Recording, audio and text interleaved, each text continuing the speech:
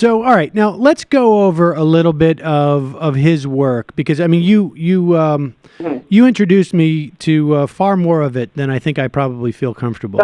I'm so sorry. Yes, apology accepted. But it's important because really the real question at the end of this is like, what is driving this stuff, or the appetite for this stuff? But before we get there, we should, sort of and frankly, around these parts, we go through this with a little bit with Sam Harris, who you mentioned briefly in here. But there's a quality to Peterson that I think is shared by some online, and that is when you basically talk about that it's sort of hard to understand, to know what he's saying more often than not. Give us a couple of examples of that.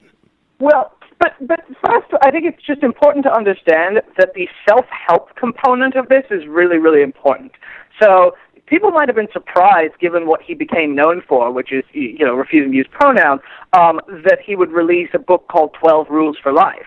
But actually, for his followers, that's a hugely important part of what he does. The reason that your 15-year-old friend was being given Jordan Peterson's videos is because he structures this a lot around life advice. And his whole pitch is, his academic work is he's a Jungian, and he's giving Jungian interpretations of mythology and sort of showing the commonalities among human stories across time and coming up with all of the sort of lasting archetypes. But then he uses this and sort of translates this into a sets of advice especially for young men to get their lives in order. He's known for saying, clean your room and clean up your act and put your life together. So that's a really important part of it. But when you get down to what he's actually saying, this is tough because it's tough to understand. And if people look at the article, I've given tons of examples of Petersonian prose, which is almost uninterpretable. I have long passages. One passage is, procedural knowledge generated in the course of heroic behavior is not organized or integrated within the group and the individual as a consequence of simple accumulation. Procedure A appropriated situation 1 and procedure B appropriated in situation 2 may clash in situation 3. Under certain circumstances, intrapsychic or interpersonal conflict emerges and moral reevaluation becomes necessary where behavioral options are rank ordered, and this organization is in its concrete, abstract, intrapsychic, and interpersonal variance occurs as a consequence of, quote, war. The Maps of Meaning is 600 pages, and it's full of this stuff. And, getting to the bottom of what he's saying is really difficult, and that's part of it. That's a huge part of it, because what it means is that people can project their own interpretations onto it, and that means he can appear more insightful than he actually is, because you are working to struggle to figure some meaning, and then when you discover it, you feel like he must be really smart, and that you must be really smart for having discovered it. Right, and the meaning that you've discovered is really more of like a reflection of yourself than it is what he's saying. I mean, as far as I read that passage there, he's saying there's such a thing as cognitive dissonance, and when you have two competing values in yourself, you have to resolve it. Yeah, right. So this is one of the most important things here. Is it's not that there isn't meaning to the passages. There are things that he says that are perfectly true. It's just that they're kind of really obvious, and they're not original intellectual contributions.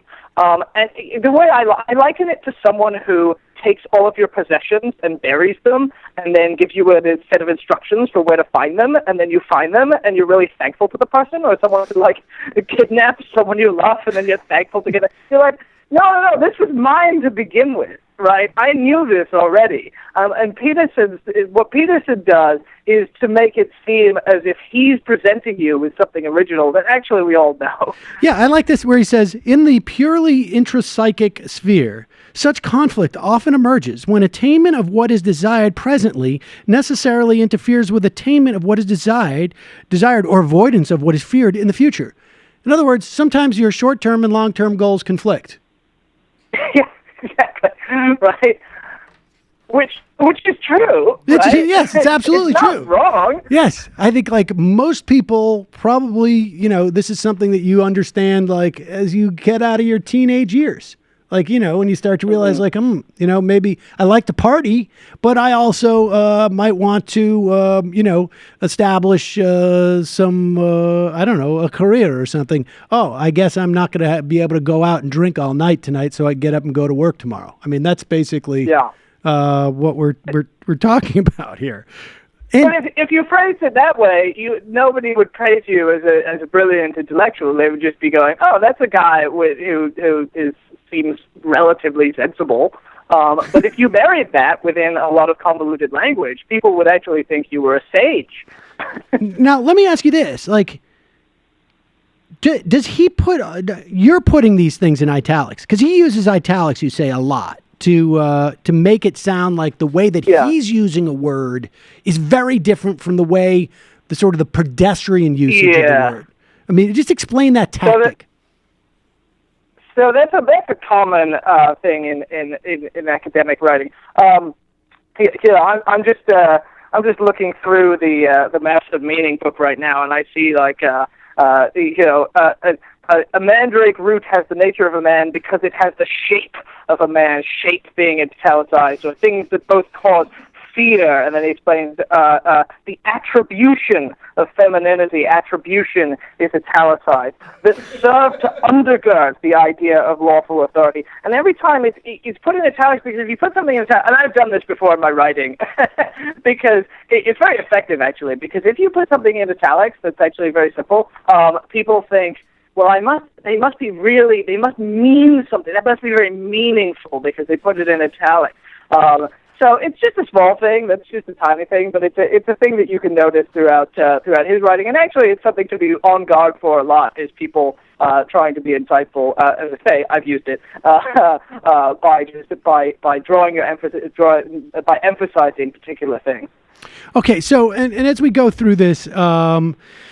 You also give examples of like where he says something that is then he immediately is upset that it's misinterpreted, I guess, right? Like this would be the I'm trying to go through here and see where's a good example of that is the Toronto woman who calls him a Nazi, let's say, or All right, go. Well, there are a few examples of this, right? One is that the big one is chaos and order, right? One of his entire frameworks is chaos and order, and the world is divided into the chaotic and the ordered. His book is called An Antidote to Chaos, and in it he says, chaos is associated with the feminine. Order is the masculine, and order is the structure of society. It's it's the glue that holds everything together. Order is that social structure. And you think from that, well, order is really good, and he's saying that women are just chaos, and we have to have an antidote to femininity, right? If chaos is femininity, and he's offering an antidote, that suggests that he's like against femininity. But then, of course, he contradicts that. He comes and goes, no, I'm saying that it's like yin and yang. You've got to have order and chaos at the same time, which makes the whole thing kind of meaningless, because then you go, well, what are you really saying then? If we're not trying to stop chaos, we're just trying to incorporate it, it all becomes kind of a soup.